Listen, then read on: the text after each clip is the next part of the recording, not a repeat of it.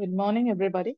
This is Dr. M. Angel, Assistant Professor, the Research Center of Home Science, Fatima College, Madurai. I'm here to teach you about advanced human physiology. In that, we will see digestive system today. Digestive system is one of the most important systems in our body. The process digestion is it gives the meaning that it is a process by which the complex form of food materials are broken down into simpler form of food materials which is suitable for absorption.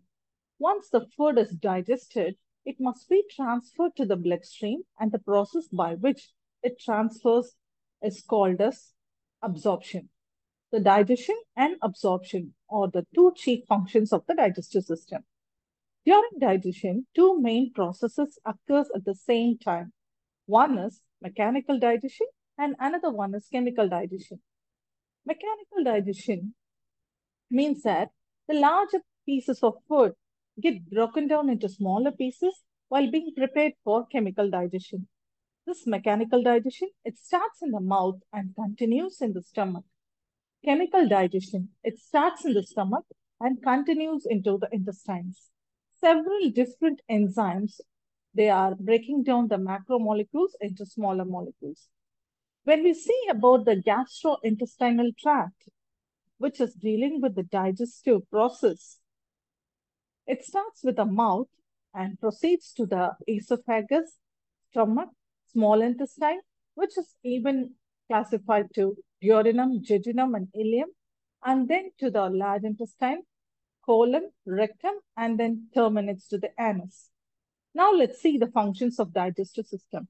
The first and foremost function of the digestive system is to break down the food substances into small particles. Whatever we take inside are broken down into smaller particles.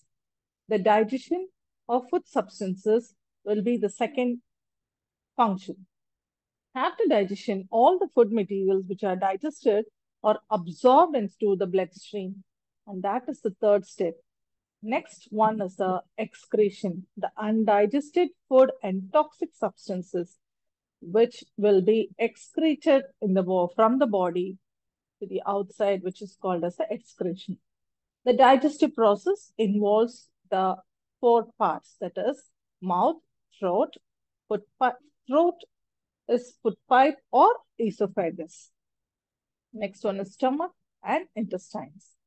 So this is the picture of the entire digestive system, which contains the salivary secretory glands, esophagus, stomach, liver, and all the intestines till the anus. Now, this is the digestive system. It starts with the oral cavity, tongue, esophagus, and then spleen. Then it enters to this esophagus, is otherwise called as the food pipe. This food pipe enters into the stomach, that is a bag-like structure which is elastic in nature. From the stomach, the next thing which continues is the small intestine, large intestine, rectum, and anus. So there are some accessory organs which will be helpful for the digestion, that is liver, gallbladder, and pancreas. Now, let's see from the mouth. The mouth contains the salivary glands, which has the three pair of salivary glands are present in the mouth. One is parietal gland, which is present near the ear, and the sublingual gland and the submandibular gland. Next one is the tongue. Tongue is present in the mouth. It is a muscular organ covered with a mucous membrane. It has several taste buds which will be helpful to sense the different tastes like sweet, sour, salt, bitter, and umami taste through the help of the taste buds, which are called as the papillae, which are found as the raised elevations on the tongue.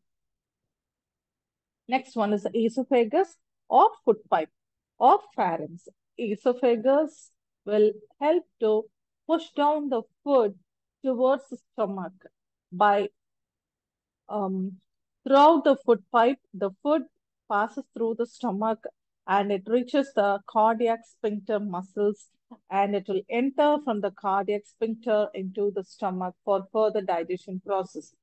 The food is masticated in the mouth and it is entering into the esophagus with a broken condition.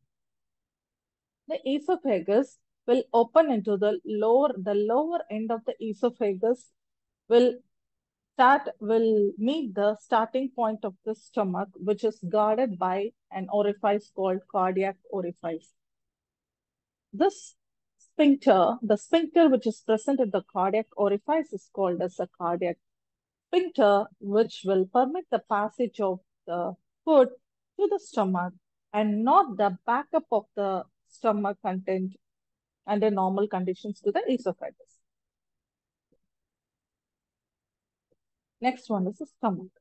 So the esophagus ends with the stomach, and the stomach is a bag-like structure which is an expandable organ, and the upper portion of the stomach is called as the fundus. The lower portion of the stomach is called as the antrum. Hydrochloric acid and other gastric acid, they convert the food into semi-solid state called chyme. This chyme pass through the pyloric sphincter and then enter into the bottom of the stomach, that is the small intestine.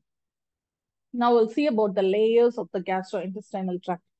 The layer of the gastrointestinal tract consists of 4 layers or tunics. Each layer and tissues have different functions.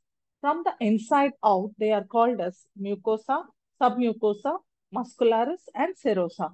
The mucosa is the absorptive and secretory layer. It is composed of simple epithelium cells and thin connective tissues.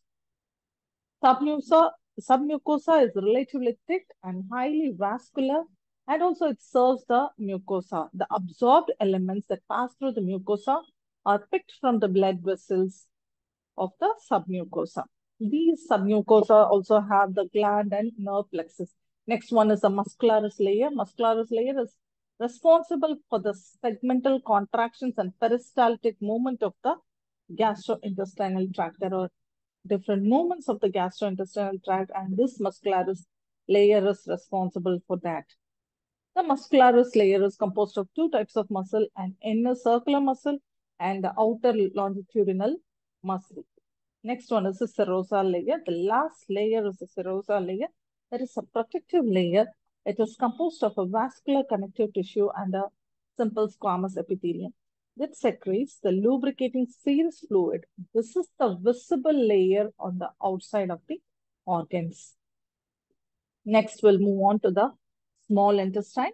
The small intestine has the first part that is called as the duodenum, extending from the pyloric sphincter of the stomach, that is the last part of the stomach is guarded by a sphincter called as a pyloric sphincter, and the orifice is called as a pyloric orifice.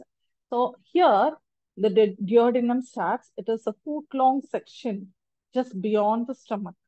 So the jejunum is 8 feet and ileum is the remaining 12 feet. The small intestine, the accessory organs are around that. So here, when we see about this liver, it is the primary contribution organ for the digestion process. As the production of bile is the main thing which will drain into the duodenum, and some of the bile is stored in the gallbladder. It travels throughout the hepatic ducts which merge together. This bile will be helpful in the digestion of fats. The liver also stores iron and the fat-soluble vitamins A, D, and K. And liver is a storehouse of the nutrients, and liver plays many important role in our body, and that will be discussed later. Next one is the gallbladder. Gallbladder, the bile stored in the gallbladder becomes more concentrated. When the chyme, which is from the stomach containing fat, leaves the stomach, the gallbladder will contract and discharge the bile through the cystic duct and the common bile duct and into the duodenum of the small intestine to act upon the chyme. The next one is the pancreas. Pancreas secretes pancreatic juice into the duodenum via the pancreatic duct. and it will merge with the common bile duct. The pancreatic juice contains digestive enzymes and also bicarbonate ions. Next one is the jejunum and the ileum. Jejunum and the ileum are lined with hair-like protrusions called villi. They slowly pass the food and allow the food particles to be captured among those finger-like projections called villi so that the blood inside the villi can absorb the nutrients into from the food. This villi capillaries, they collect amino acids, proteins, and glucose, that particularly simple sugars. Villi has the lacteals, which collect the absorbed fatty acids. Next one is the large intestine. This is to absorb the remaining water and the nutrients from the indigestible food matter, and it will store the unusable food matter and eliminates the waste from the body. The large intestine is subdivided into cecum and the ascending, transverse, descending, and the sigmoid colon. Next one is the last part of the digestive system, that is called as the rectum and anus. This rectum is a place where the feces is temporarily stored until they leave the digestive system.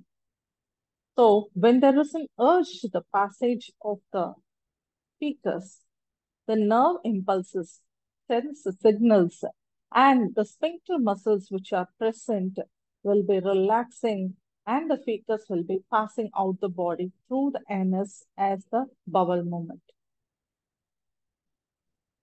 And this is about the parts of the digestive system.